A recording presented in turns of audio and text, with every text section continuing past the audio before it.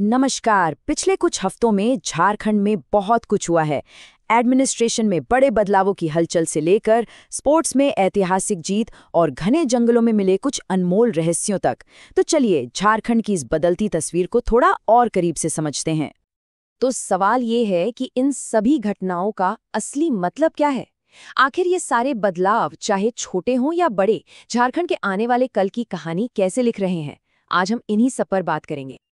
सबसे पहले बात करते हैं शासन और प्रशासन में हुए कुछ बहुत जरूरी बदलावों की, जिनका असर आने वाले समय में पूरे राज्य पर पड़ सकता है। तो सबसे बड़ी खबर यह है कि राज्य के एडमिनिस्ट्रेटिव हेड के पद पर बदलाव हुआ है। अलका तिवारी जी के रिटायर होने के बाद अब श्री अविनाश कुमार ने झारखंड के नए चीफ सेक्रेटरी का चार्ज ले लिया है। देखिए, ये सिर्फ एक ऑफिसर का बदलना नहीं है, इसका असर स्टेट की पॉलिसीज और उनके लागू होने की स्पीड पर भी पड़ सकता है। अब ये नंबर देखिए, 10। सोच रहे होंगे आखिर ये 10 है क्या? ये एक बहुत ही जरूरी पहल से जुड़ा हुआ है। चलिए अगली स्लाइड में देखते हैं। जी हाँ, ये 10 उन जिलों का नंबर है जहां नारी अदालतें बनेंगी। ये नेशनल मिशन शक्ति इनिशिएटिव का हिस्सा है। अब ये कोई रेगुलर कोर्ट जैसी नहीं होंगी, इन्हें महिलाएं ही चलाएंगी और इनका मकसद है घरेलू हिंसा या दहेज जैसे मामलों को गांव के लेवल पर ही बातचीत से सुलझाना, ताकि महिलाओं को इंसाफ के लिए ज्यादा भटकना ना पड़े। हाल ही में 2 पुलिसकर्मियों की शहादत से पूरा राज्य काफी दुखी था और इसी दुखद घटना के बाद चीफ मिनिस्टर ने एक बहुत ही अच्छा फैसला लिया है। रांची में अब खास तौर पर शहीद पुलिसकर्मियों के बच्चों के लिए एक स्कूल खोला जाएगा। ये उन परिवारों को सपोर्ट देने और उनके बच्चों का भविष्य सिक्योर करने की एक बहुत अहम कोशिश है। तो ये तो हुई एडमिनिस्ट्रेशन की बात। चलिए अब चलते हैं स्पोर्ट्स और आर्ट की दुनिया में, जहां झारखंड के यंगस्टर्स ने सच में कमाल कर दिया है। 40th national junior athletics championship में तो झारखंड के खिलाड़ियों ने जैसे आग ही लगा दी। टीम ने कुल 8 मेडल अपने नाम किए। इसमें 2 गोल्ड, 3 सिल्वर और 3 ब्रॉन्ज मेडल शामिल हैं। क्या जबरदस्त टीम परफॉर्मेंस थी। लेकिन इन 8 मेडल्स में से एक जीत ऐसी थी जो सबसे खास रही। रांची के पार्थ सिंह ने तो हिस्ट्री ही बना दी है। उन्होंने अंडर 20 की 100 मीटर रेस में गोल्ड मेडल जीता और अब वो देश के सबसे तेज रनर बन गए हैं।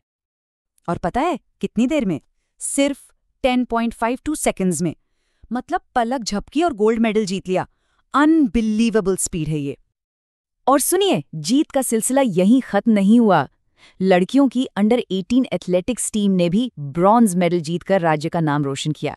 और स्पोर्ट्स से हटकर आर्ट के फील्ड में भी एक हिस्टोरिक चीज हुई। देश का पहला धरती आबा आदिवासी फिल्म फेस्टिवल रांची में हुआ, जहां आदिवासी जिंदगी और उनके संघर्ष को सिनेमा के जरिए एक नई पहचान मिली। तो चलिए शहरों और स्टेडियम्स के शोर से दूर झारखंड के शांत घने जंगलों में चलते हैं। पता है क्यों? क्योंकि वहां नेचर के कुछ बहुत ही अमेजिंग सीक्रेट्स सामने आए हैं। एक बहुत ही बड़ी खुशखबरी है। साहिबगंज में गंगा नदी में डॉल्फिन्स के लिए एक सैंक्चुरी को अप्रूवल मिल गया है। ये सिर्फ एक प्रोटेक्टेड एरिया नहीं है, बल्कि इंडिया के नेशनल एक्वाटिक एनिमल को बचाने के लिए एक बहुत बड़ा कदम है। इससे न सिर्फ अवैध शिकार रुकेगा, बल्कि लोकल टूरिज्म को भी बढ़ावा मिलेगा। और अब दलमा वाइल्ड लाइफ सेंचुरी से एक बहुत ही प्यारी खबर।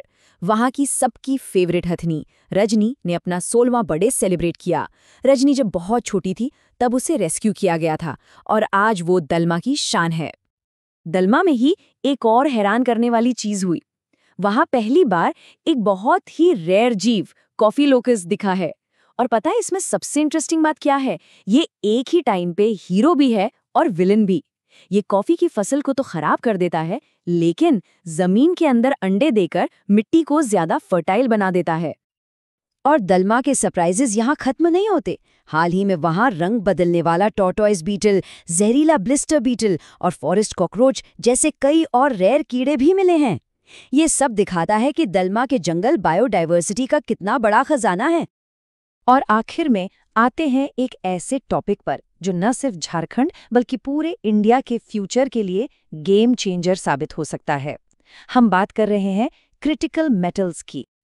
तो ये क्रिटिकल मेटल्स हैं क्या? सिंपल शब्दों में कहें तो ये ऐसे एलिमेंट्स हैं जिनके बिना हमारे स्मार्टफोन्स, लैपटॉप्स या इलेक्ट्रिक गाड़ियां बनी नहीं सकती। बेसिकली ये फ्यूचर टेक्नोलॉजी की बैकबोन है।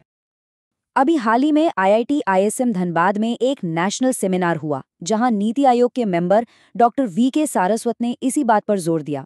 उनका मैसेज बिल्कुल क्लियर था, अगर भारत को आत्मनिर्भर बनना है तो इन मिनरल्स को खोजने, निकालने और रिसाइकल करने के लिए हमें नई टेक्नोलॉजी बनानी ही होगी।